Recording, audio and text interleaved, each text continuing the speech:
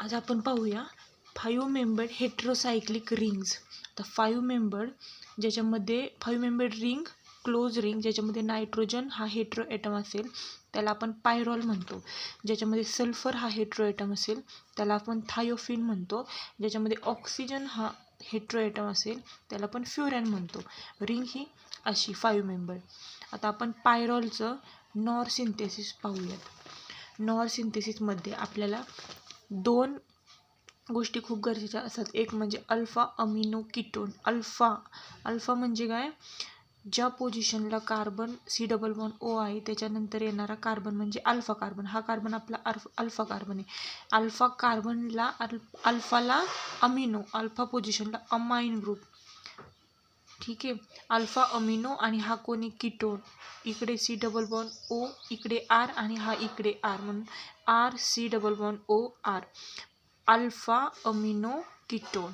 Alpha amino कीटोनची reaction आपण electron withdrawing group, थोडक्यात ईस्टर असणारा कार्बोनिल ग्रुप आपल्याला हवा आहे. उदाहरणार्थ बीटा कीटो ईस्टर. म्हणजे आता इथे पहा C+O R म्हणजे हा झाला आपला ईस्टर ग्रुप. ईस्टरचा फंक्शन ग्रुप काय असतो? RC+O R. हा झाला आपला ईस्टर ग्रुप. आणि इकडे आपल्याला आहे कीटो ग्रुप RC+O आणि इकडे O. आता या ईस्टरच्या दृष्टीने हा आपला अल्फा कार्बन आणि हा बीटा कार्बन. आणि मग बीटा पोझिशनला आपल्याला कीटो ग्रुप आहे, C+O आहे, कार्बोनिल आहे, म्हणून याला म्हणतो बीटा कीटो ईस्टर.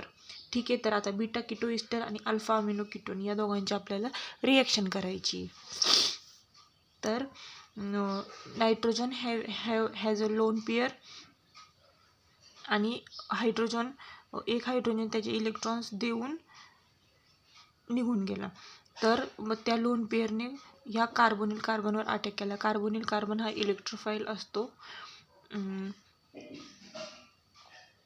आणि ऑक्सिजनवर इलेक्ट्रॉन शिफ्ट झाले.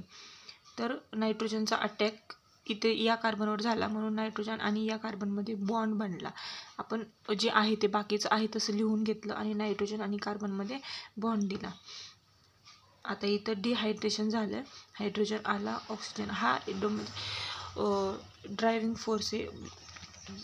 काही मॉलिक्यूल असे असतात जे पटकन निघून जाऊ शकतात, ज्याच्यामध्ये गॅसेस वगैरे किंवा वॉटर मॉलिक्यूल फॉर्म होतात आणि ते पटकन निघून जातात. -H2O केल्यानंतर इथं आपल्याला C येईल. ठीक आहे. कार्बनमध्ये डबल बॉन्ड आला.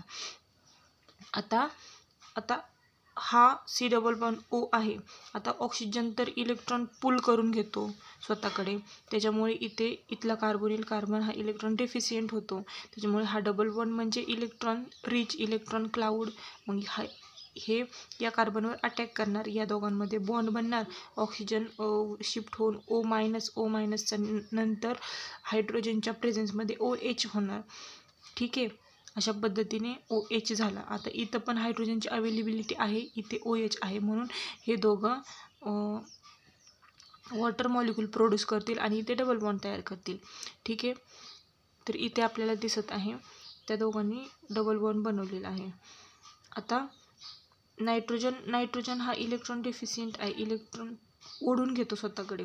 Nitrogen were already positive charge होता, त्याच्यामुळे नायट्रोजनने स्वतःकडे इलेक्ट्रॉन ओढून घेतल्यामुळे इकडे इलेक्ट्रॉन डेफिशियन्सी कमी झाली. त्याच्यामुळे इकडचा इलेक्ट्रॉन क्लाउड इकडे शिफ्ट झाला आणि हा इलेक्ट्रॉन क्लाउड इकडे शिफ्ट झाल्यामुळे इथे प्लस चार्ज तयार झाला.